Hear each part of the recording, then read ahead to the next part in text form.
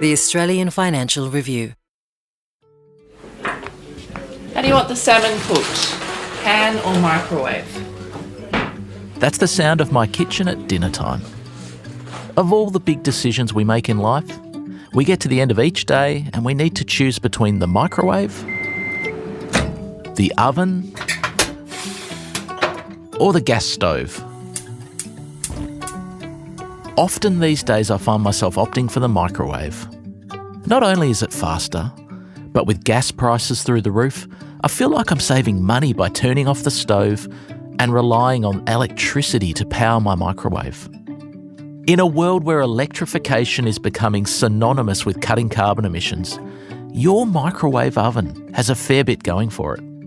And I'm not the only one thinking this way. The industries that burn fossil fuels to manufacture things at extremely high temperatures are taking a fresh look at microwaves. And today on Tech Zero, we'll explain how microwaves might solve the carbon footprint of Australia's biggest export industry. Hi, I'm Chris Dodds from the University of Nottingham, and I'm here to tell you about how microwaves can do more than just cook your dinner and are going to revolutionise and decarbonise the steelmaking industry.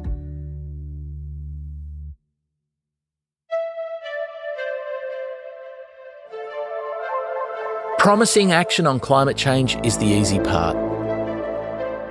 Delivery is so much harder. And right now, the world is finding it hard to live up to its promises to tackle emissions. But not everyone's given up. I'm Peter Kerr, and welcome to the Tech Zero podcast, where we bring you the big green ideas that could get us to net zero and the people risking everything to make them work.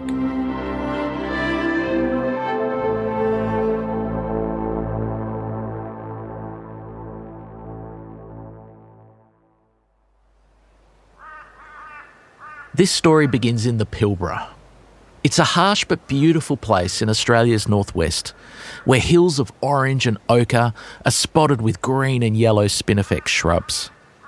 Humans have lived in the Pilbara for close to 50,000 years, but these days, it's best known as the home of Australia's most lucrative export industry. There's been a very handy windfall, so the price of iron ore has soared. Ladies and gentlemen, welcome to West Angeles, where the local time is 7:25 a.m. It's the start of a typical working week, and miners are touching down all over the Pilbara to cash in on Australia's iron ore bonanza. About $136 billion worth of iron ore will be shipped out of the Pilbara this year. But despite all that wealth, the industry's got a big problem. Huge amounts of carbon dioxide are created when iron ore is cooked with coal to make steel.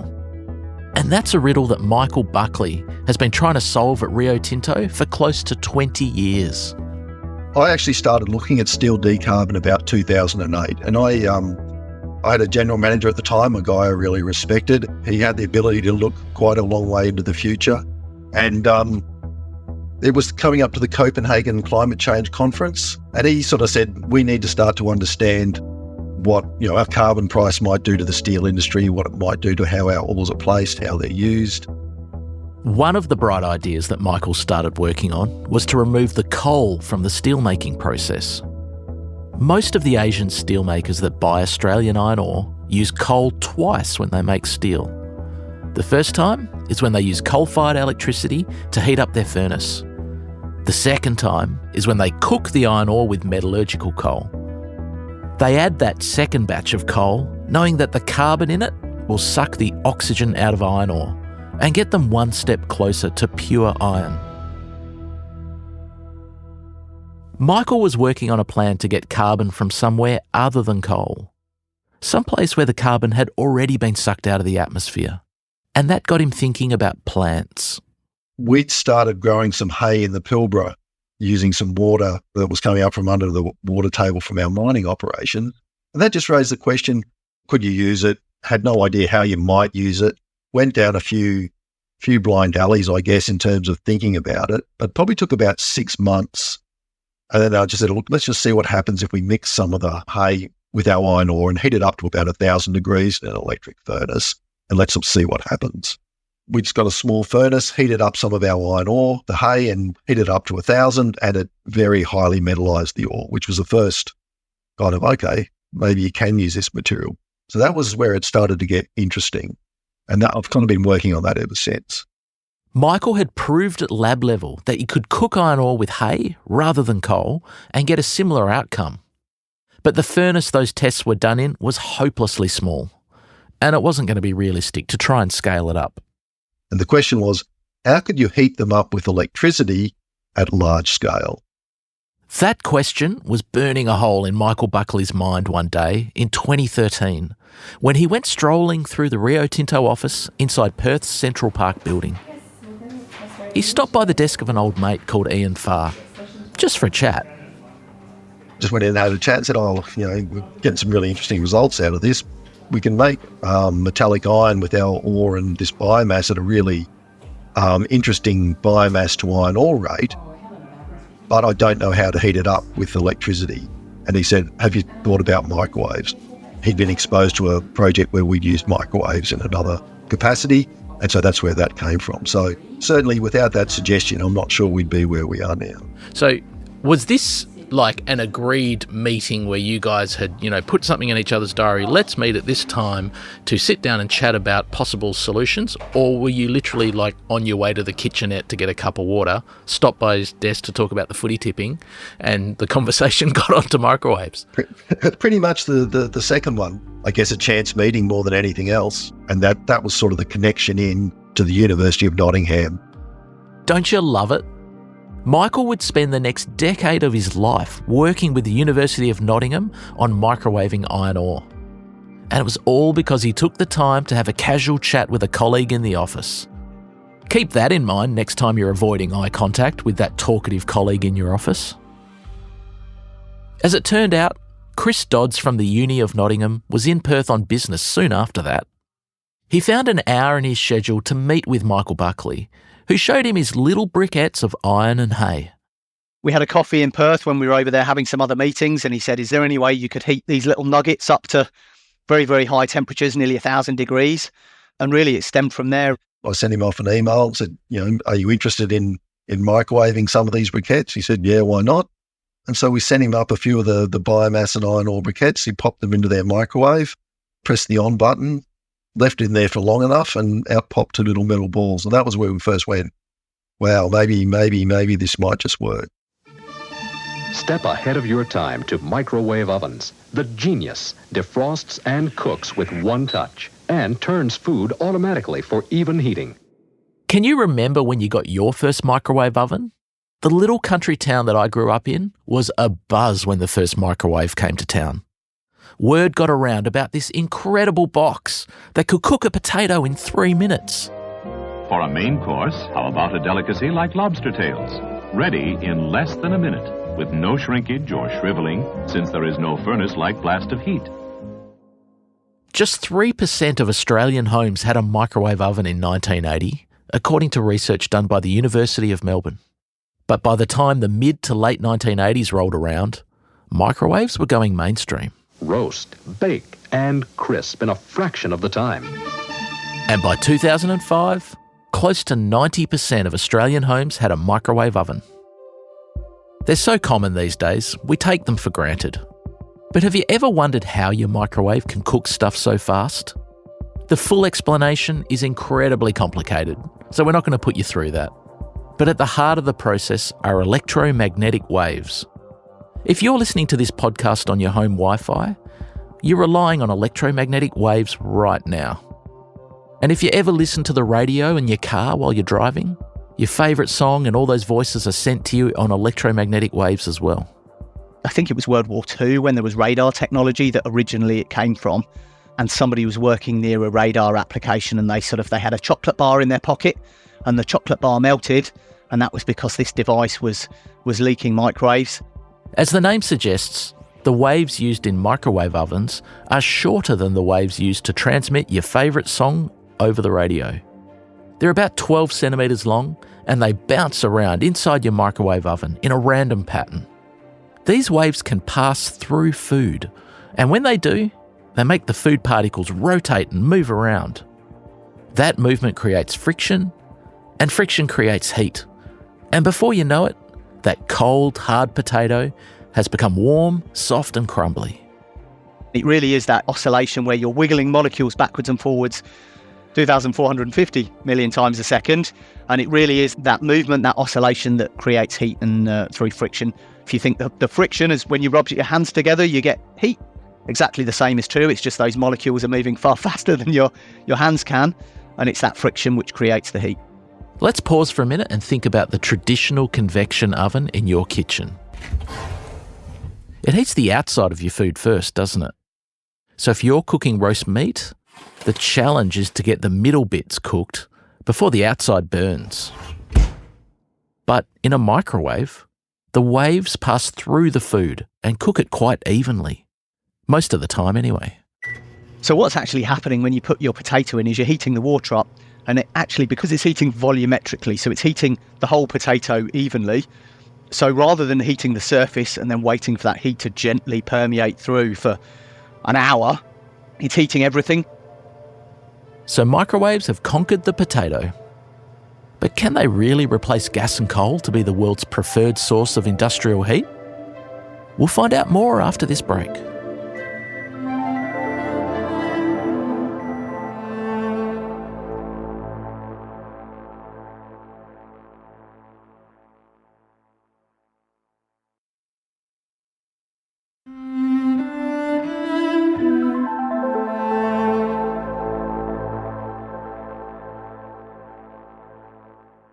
We all know that microwaves are a great way to heat up last night's leftovers. But the big question is, can they also be used for industrial heat?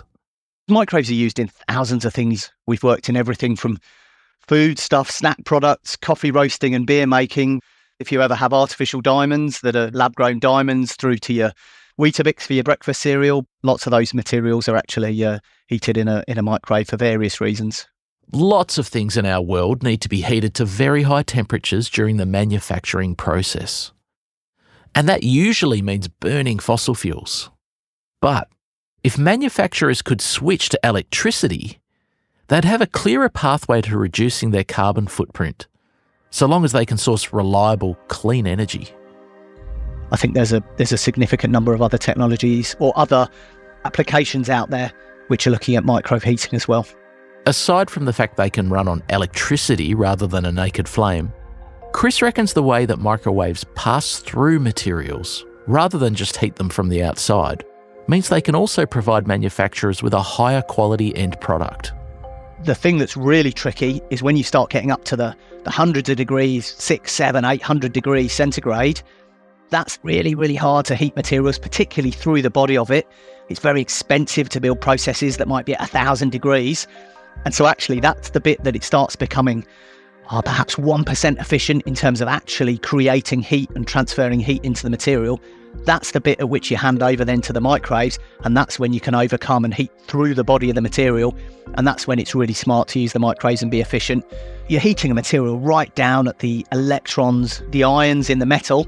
And so therefore you can get to very, very high sort of product qualities, very high yields, which is very, very hard to do. Actually, you can get to better product qualities in a microwave than you can in a conventional process.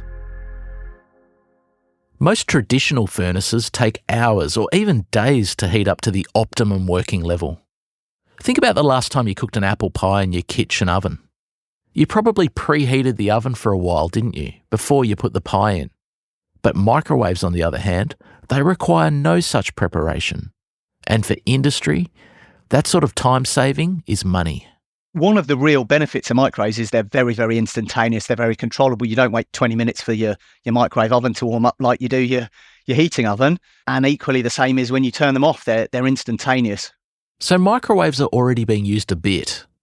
But Chris reckons adoption by the steel industry would be a whole new league for the humble microwave. So there are applications out there at scale, but not at the scale at which the iron ore industry is looking to realise that. And that would be a substantial change for the microwave industry. The process that Chris is designing for Rio Tinto is called bio-iron. The name refers to the fact that Rio's iron ore is getting squashed into a little briquette with biomass. And biomass is just a fancy word for plant matter. like the hay in the Pilbara that originally inspired Michael Buckley.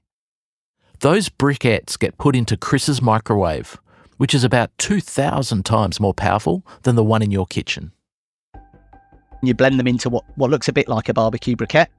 Then you're heating them up to nearly 1,000 degrees.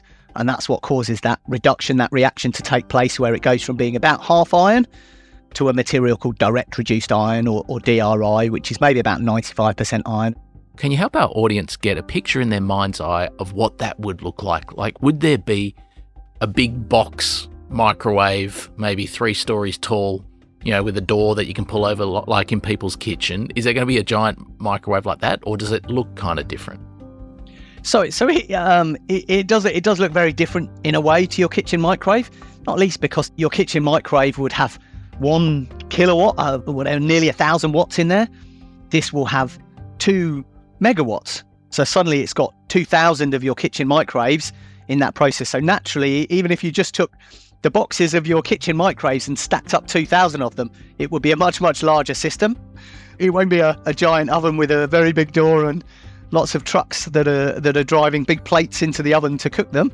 It's a conveyor process. But imagine a conveyor which might be a couple of meters wide and it might be 10 or 15 meters long. Imagine a layer of briquettes, maybe a shallow layer of a couple of briquettes deep, and they would be on a conveyor. They pass through the process, and that's where the heating takes place. Out of that microwave comes a grey powder, which is 95% iron. And there's one extra step to get it down to pure iron. Back in Perth, Michael Buckley keeps a lump of that pure iron on his desk. Wow, what does that look like? If you had to describe it to an audio audience. It would look like a disc of steel to someone about 10 or 15 centimetres across. Okay, so almost like a discus that you might throw at the athletics carnival. It is used for demonstrations. I do try to keep it under wraps a little bit because we haven't made a hell of a lot of this stuff. So I don't want it to go walkabout. So it does keep under lock and key a little. I realise there's a lot to take in here. But in the time that it takes my producer Lap Fan to reheat a cup of tea in the microwave, let's run through those 3 key reasons why Chris Dodds and Michael Buckley reckon bio-iron will have a lower carbon footprint than today's dominant steelmaking method. I'll have white with 1 lap. Okay, number 1. Rather than using carbon that's been dug out of the ground, bio-iron is using carbon that plants have previously sucked out of the air, so it's carbon neutral. Number 2. The bulk of the power source for bio-iron is electricity rather than a flame. And that means it can be plugged into wind and solar or any other type of clean energy. And number 3, the microwaves are more efficient at penetrating and cooking every bit of the briquette. And that efficiency means a smaller amount of energy is required and a smaller kit needs to be built. And that lowers the construction cost. Here you go, mate. Good on you, Lap. The real sort of secret to making, I guess, commercial sense and money out of this process and how things really actually being realised commercially is typically not about reducing people's emissions. That's a good bit and it's an important bit. But normally if you do that at higher cost, there's very few companies that are still interested in investing if they're going to be doing it at substantially higher cost. Normally you've got to give them a better quality process and product as well. And so would you say that this technology is now technically proven, but just perhaps not yet commercially proven? Or is there still some more steps you need to go through to be able to say our microwave and biomass method is technically proven? The underpinning science is done and proven. That said, building a process which is going to exist not in a university where we might say it's reliable and robust and runs all day, every day, to something which runs in an iron and steel plant at 1 million tonnes a year and it runs 24/7 for 25 years is clearly a different game, isn't it? And so I think the real work that needs to happen now is about how do you make something which is going to operate reliably and robustly at 1 million tonne a year and can be scaled. Chris admitted to me a little while back when we first sent him the briquettes that he thought this was a complete waste of time and that would never work. But fortunately, he's proved himself wrong, and that it's taken a lot of experiments and it's taken a lot of going down wrong paths, I guess, to come up with how to actually do this at scale. or how to do it in a way that can potentially be scaled up. If you're talking about processing the scales and tonnages that the iron ore industry looks to process, there are clearly supply chain elements to that need to be considered as well. The University of Nottingham and Rio Tinto have drafted in a Finnish company called Metso to help design the hardware and equipment that will be needed to take microwave cooking into the industrial big leagues. The next step will be to build a bioiron pilot plant capable of operating at a rate of about 1 tonne per hour. They're optimistic about the future of bioiron, but neither Chris nor Michael reckon it will be ready for mainstream use anytime this decade. There's still a long way to go. I mean, fundamentally, we're still talking about a pilot plant here at 1 tonne an hour, when a single line will be 1 million tonne a year, and there's many, many, many million tonnes a year in iron ore. And if we're really going to change an industry that might be 8% of the world's emissions, we'd be idiots if we thought that was going to happen in the next couple of years. There's going to be a lot of steps we need to go through if we're going to get there.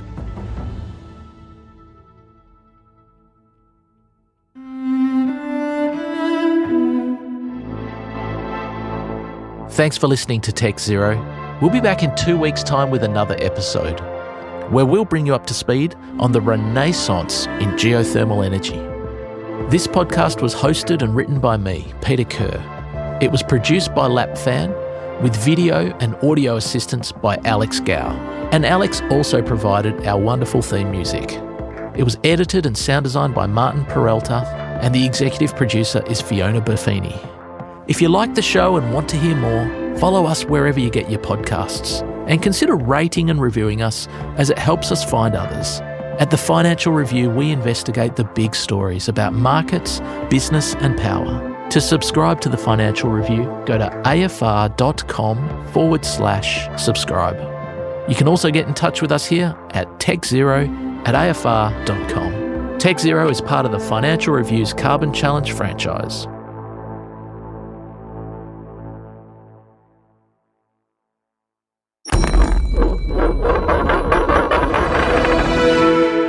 The Australian Financial Review.